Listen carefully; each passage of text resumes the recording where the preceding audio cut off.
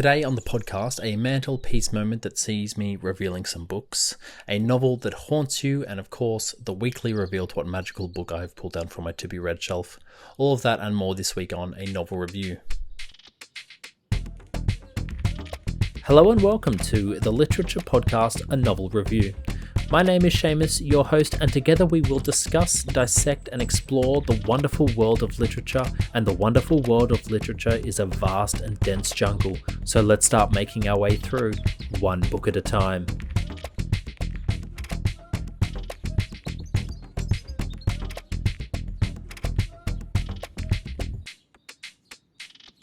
Hey guys, welcome back. Another week, another day, another week, another episode. Same host. My name is Seamus. I am the host. This is a literature podcast, and today we will be talking about Harry Potter and the Prisoner of Azkaban. But before I get to this book, I always take a moment to reflect on any mantelpiece moments, something to highlight from the week past. And this week, I've done a bit of book shopping. Couldn't help myself.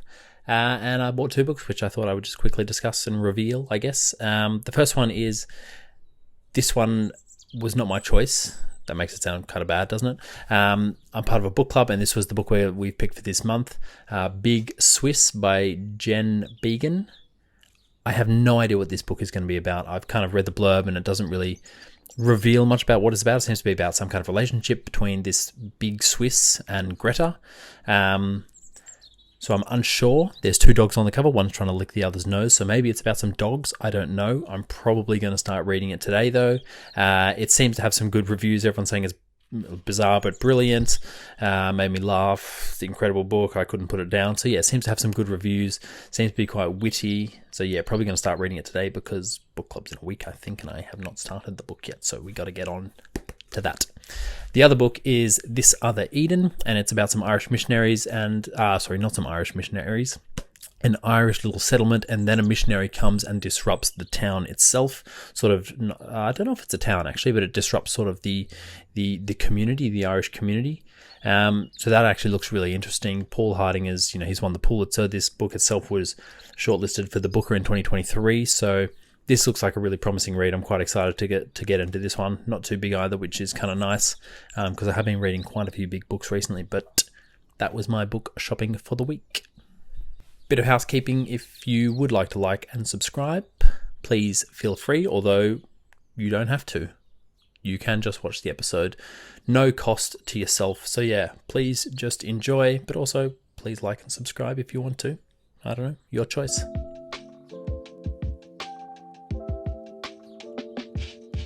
Okay, here we go. Harry Potter and the Prisoner of Azkaban. I think the thing that I'm finding with these books is they just keep getting better and better and better. And this installment was so good. I honestly couldn't put it down. Out of I think it's 300 pages. Yeah, about 300 pages. I read about 200 of them in one go, which was, it's incredible to have that sort of time to myself. It was on a flight back from Sydney, so had about 24 hours to sit there and do nothing. So quite easy in the end to actually read that amount. But yeah, fantastic little escapist book. Let's stop beating around the bush. Let's just jump straight into an overview. Much like the other books, we begin the summer break at the Dursleys, but Harry has had enough and runs away from home. Before he gets back to Hogwarts, he learns that the magical prison of Azkaban has had its first ever prisoner escape. Notorious mass murderer Sirius Black, who is known as a devout follower of he who must not be named Lord Voldemort. With this newfound freedom, many think that Black's next step will be to kill Harry Potter, but not everything as it seems in this third installment of Harry Potter. That is such a bare bones brief look into what the story is about, because so much happens in this book. I mean, it's another dense showing from J.K. Rowling. It's another dense book. Like I said, 300 pages and so much happens. And I mean, the ending, the last 80 pages of this book is simply incredible. It turns the entire story on its head. This particular story I felt was completely different to the first two. There are a few reasons for that. One is this is the only book that Voldemort isn't kind of like the chief villain. Sirius Black is kind of this chief villain. He kind of takes the mantle in this one. And also this story wasn't like the first two in that I've kind of described them as these magical kind of mysteries, and this is more just some dark, hot mess of chaos.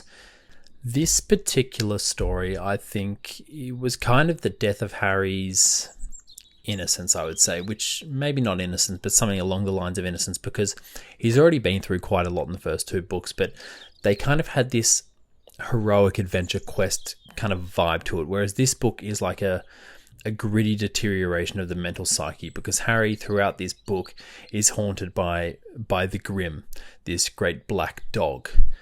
Now the reason this is so mentally deteriorating is that he has these moments early in the novel where he thinks he has seen a dog watching him, and then he learns that this notorious serial killer is on the loose, and that the killer was a fan of Voldemort, and then that he's on his way to he wants to, well, they assume he wants to kill Harry, and then Harry learns that he was also his godfather. So it's kind of like he's being hunted, he's being stalked. And then to pile on some pressure, let's add in a divination class where Harry reads his tea leaves and it says he's going to be haunted and hunted by the Grim, which is a great black dog. So always there's this presence in the story, this presence of the idea of this big black dog, especially when we learn that Sirius can get into the castle and sort of get past the guards of the Dementors. So it's incredibly, I guess, frightening in a different kind of way, whereas in the first two books, Harry and Ron and Hermione, by extension, were seeking out the drama. They wanted to know what the Philosopher's Stone was. They wanted to find the Chamber of Secrets. They were kind of seeking it out. Whereas in this particular book, the drama is coming straight to Harry. He's being haunted. He's being hunted.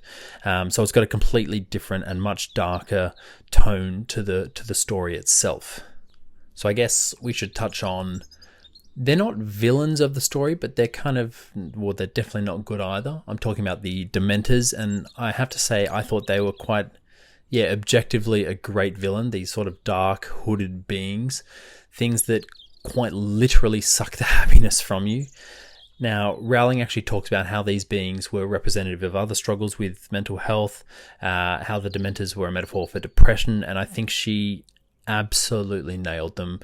Absolutely nailed them in comparison to depression, because I imagine that's exactly what it feels like, just kind of like this haunting thing that looms over you and sucks the joy, the warmth and the happiness from you. And conversely, the way to overpower these Dementors or depression, I guess, as a whole, is to channel happy thoughts and direct these happy thoughts towards the hooded beings of the Dementors, direct them towards these things that are evil, in a sense.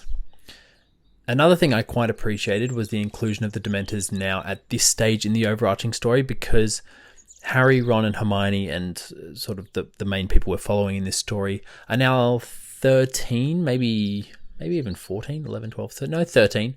And around that age, 13, 14, is actually when a lot of mental health issues do start to present themselves and rise in adolescence. So I think to give this kind of authentic, real kind of feeling to the story, which is kind of crazy because it's a magical story, but I think the addition of these beings that haunt you and suck the fun from you is quite an interesting one to present at this particular time, and I quite appreciated that. I thought it was quite nice, and it sort of just really added this really realistic vibe to the entire story. Because the characters are now of an age, 13, in those notorious teen years, the conversations between the characters actually become a bit longer and a bit more in depth, which I think in itself adds a lot of depth to the story itself. This, it could be due to the character's age, or of course maybe it's Rowling getting a bit more confident in her characters to flesh them out a little more, which is why maybe this book is slightly longer than the other two. But of course the length of Prisoner of Azkaban actually pales in comparison to the rest, coming Goblet of Fire, Order of the Phoenix, Half-Blood Prince, and the Deathly Hallows, which I cannot wait for. But the characters are more talking in conversations and not in sentences, and a lot of the conversations actually read as casual sort of passing scenes, but really almost all of them tie into the narrative and do contribute to the overarching story, which is a genuine skill in a writer.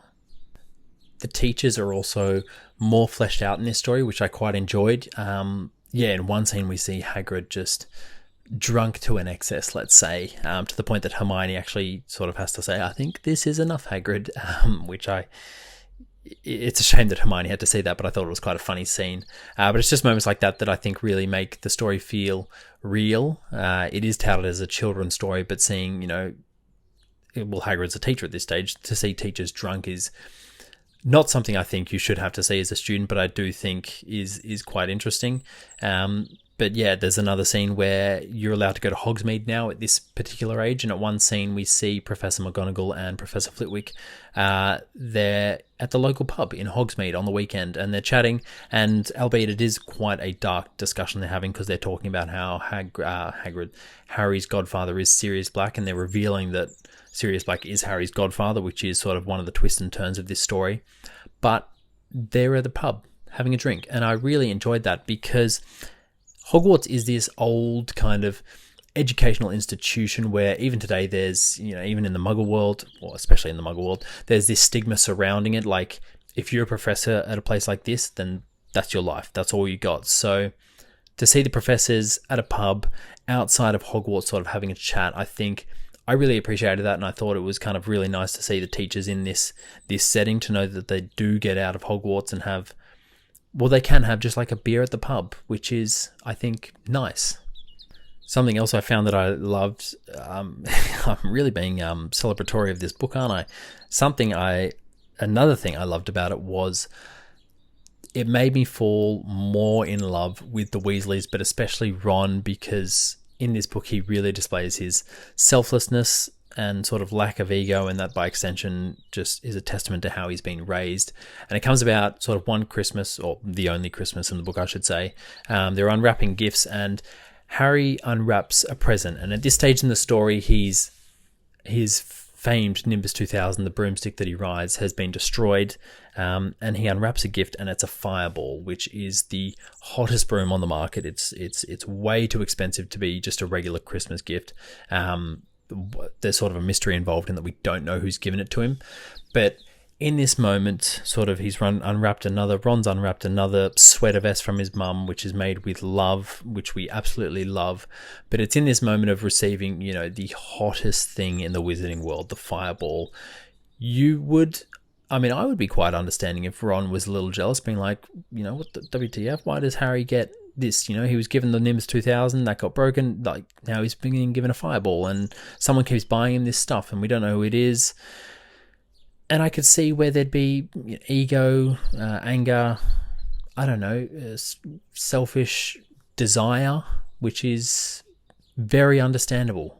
But instead, he's not like that at all. He's just incredibly happy for Harry. He's stoked. He's so excited just to be seeing a fireball at all. But he's completely selfless in his actions, in his words, in his congratulations. He, says, "Can I have a ride of it?" Of course, which is understandable after Harry's had his sort of first go. But he's just really excited for Harry, and he doesn't get bogged down in these kind of like very natural human emotions of jealousy and desire, which I really enjoyed. And it's a testament to him as a person and his upbringing as a Weasley, and it shows once again that they are just incredibly lovely people. I also loved and noticed in this book, this is the last thing I'll say I loved. No, it's not. I lie. But while reading this, I loved how the books develop nicely, but the first chapters are always quite similar. You're at the Dursleys' house, and it's summertime and stuff like that. And I just absolutely love how, even though the rest of the books are changing in tone, and everyone's kind of growing up, the Dursleys just seem to be this constant. And because the Dursleys are this constant, I think Rowling sort of knowingly trapped in this writing style of the characters are very caricature-esque. The Dursleys are just always over-accentuated. Dudley is always just shoveling like 6 pies down his mouth, and he's incredibly fat. And Vernon is always small, beady-eyed with fat lips and yelling into a rage till his face goes purple. And it's always these very extreme, vivid descriptions of the Dursleys being these absolute caricatures of characters that I absolutely love, because as soon as we leave the Dursleys, after it's normally like chapter 1 or 2, the characters just sort of subsume into very normal people. I mean, there's a few moments where Snape is described as like, very thin and angry and all these stuff, but it's never to the same level as the Dursleys. And I kind of love that it's just this moment to throw back to, this extreme caricature nature of her writing style, Rowling's writing style, where she's just being over the top towards these characters. And it only seems to be the Dursleys now. I said in the first book, in that first episode, that the whole book kind of felt like a caricature, but now that she's found her feet, the characters are evolving nicely, but they're not the Dursleys, which I really enjoy and I really love, because they do just sound like terrible people, and I'm happy hearing that they're being over accentuated as terrible people. So yeah, I absolutely love that. I said that I wasn't going to celebrate the book anymore, but that was just a straight up lie. I don't even know why I said that. The denouement of this book was incredible. It's so incredibly long as well, but it reads so quickly. I will admit I don't like, and I knew this before I went in because I have watched the movies and I remember reading this book the first time, I don't like the addition of time travel. I think time travel should only come up in a story if it's really contained and in a contained universe, because I don't really like how it's just kind of like time travel's here and then it's just kind of forgot about. At least from my memory, it's forgotten about for the remainder of the books, but I'll know when I get there. But I don't love the addition of time travel in this book, which annoys me because the denouement of this book was incredible, and like I said, it's just so incredibly long. And I think the scene where it's revealing that Sirius Black is not as bad as is presented, or not bad at all, I guess I should say, and it's actually Peter Pettigrew, would have been just such a shock and a horror and this incredible experience. I mean, I remember reading it as a kid and being like, whoa, this is insane, this is cool, but like you move on pretty quickly because you're a kid and stuff. But I would have loved to have read it for the first time now, or at least maybe when I was a bit older, to have a bit more of an understanding as to how good it really was.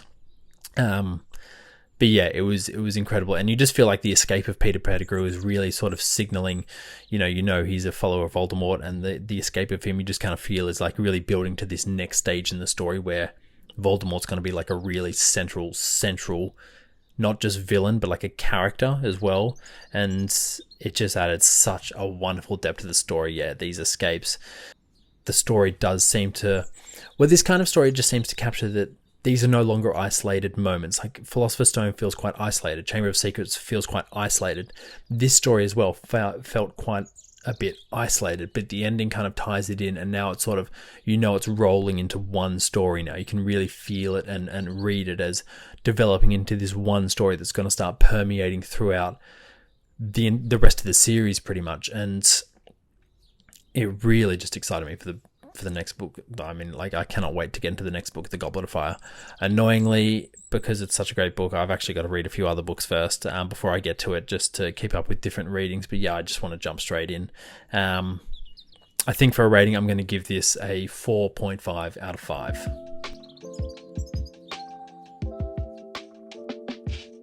So what was I reading this week? This week I managed to pick up, and I have started reading, it's one of the little black Penguin classics, one of the little books, Trimalchio's Feast by Petronius. For those who don't know, Trimalchio was this guy living in Pompeii at a particular period when poorer people were able to live there, quite lavish lives, and sort of present themselves as being a lot more wealthy than they perhaps actually were. And actually, here's another interesting fact as well about Trimalchio was not about Trimalchio, but at one stage, The Great Gatsby was called the Trimalchio of West Egg, and it's this illusion that Jay Gatsby is this not quite rich upper class individual, but he's posing as this lavish person, which is kind of what the story's about, isn't it? And there's actually a line, I think it's about midway through, where it says Gatsby's run as Trimalchio came to an end or something like that. And so it's referencing this guy Trimalchio, and it's all about he used to throw these big lavish parties, and it's a really interesting read. Obviously quite a bit of history behind it, and then of course if you're a fan of Great Gatsby, you might want to check this out as well, because it's part of the inspiration behind it, which sort of adds like a lovely depth to that story as well. So yeah, check that out. But so far so good. I'm absolutely loving it. It's a good bit of fun. I'll let you know more if I want to. Now, before I close out the show, if you have listened this far, please consider hitting those 5 stars. I would really appreciate it. Also, feel free to head along to the website and support the pod. But as always, thank you for your attention.